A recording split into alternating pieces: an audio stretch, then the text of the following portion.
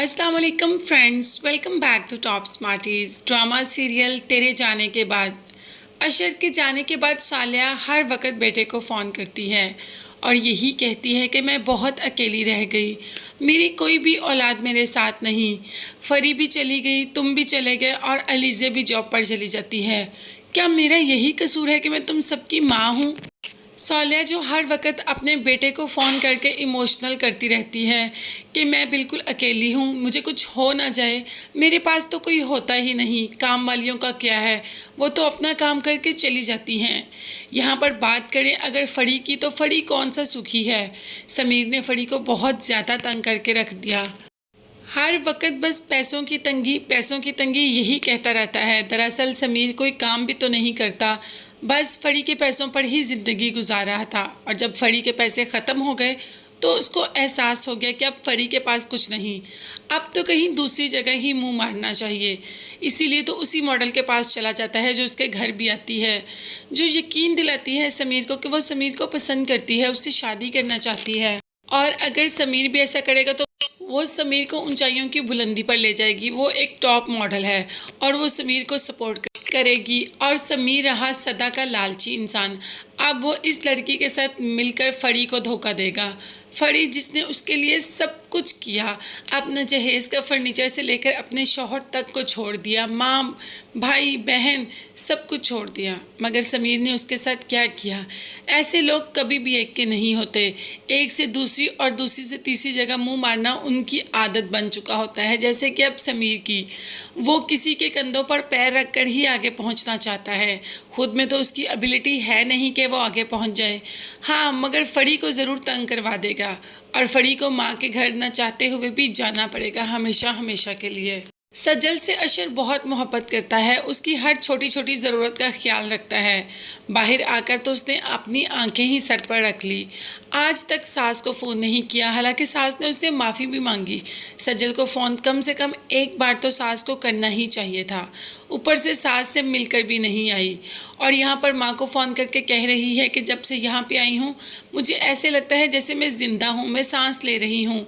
वहाँ पे मेरी सास कभी भी मेरी किसी बात से खुश नहीं होती थी। मैं बहुत कोशिश करती थी कि उनको मनाऊँ, उनको खुश रखने की कोशिश करूँ, मगर शायद मैं उन्हें पसंद ही नहीं थी, इसीलिए तो वो कभी मुझे बहू के रूप में अपना ही नहीं सकी।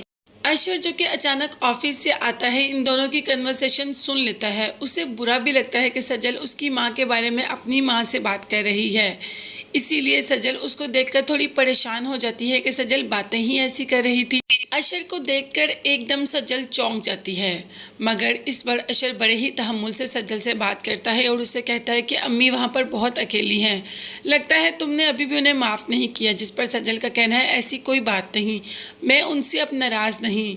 मगर अशर का कहना है कि अम्मी बहुत अकेली हैं, वो हर वक्त बीमार रहती हैं, अलीज़ा भी उनके पास नहीं होती, तुम होती थी तो मुझे तसल्ली होती थी। जिस पर सज्जल कह देती है कि अगर आप कहते हैं तो मैं चली जाऊंगी, आप मुझे जब कहेंगे मैं तब आंटी के पास चली जाऊंगी।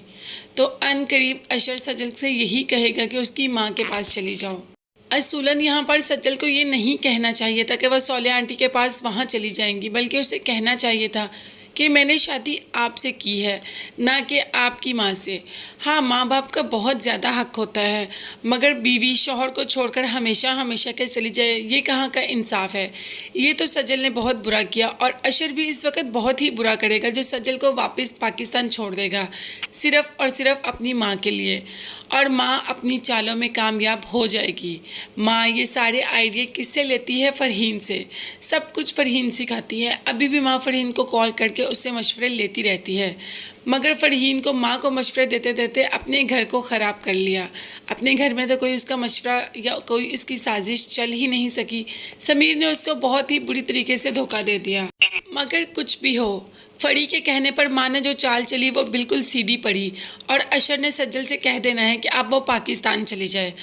तो फ्रेंड्स, इस मोड़ पर ये ड्रामा किस किस को अच्छा लग रहा है मुझे कमेंट्स में ज़रूर बताएं। इसके साथ साथ मेरे चैनल को ज़रूर सब्सक्राइब कीजिएगा, साथ ही साथ बेल आइकॉन का नोटिफिकेशन है उसको ज़रूर प्रेस कर दें ताकि मेरी हर नई आने वाली वीडियो आप तक बआसानी पहुँच सके।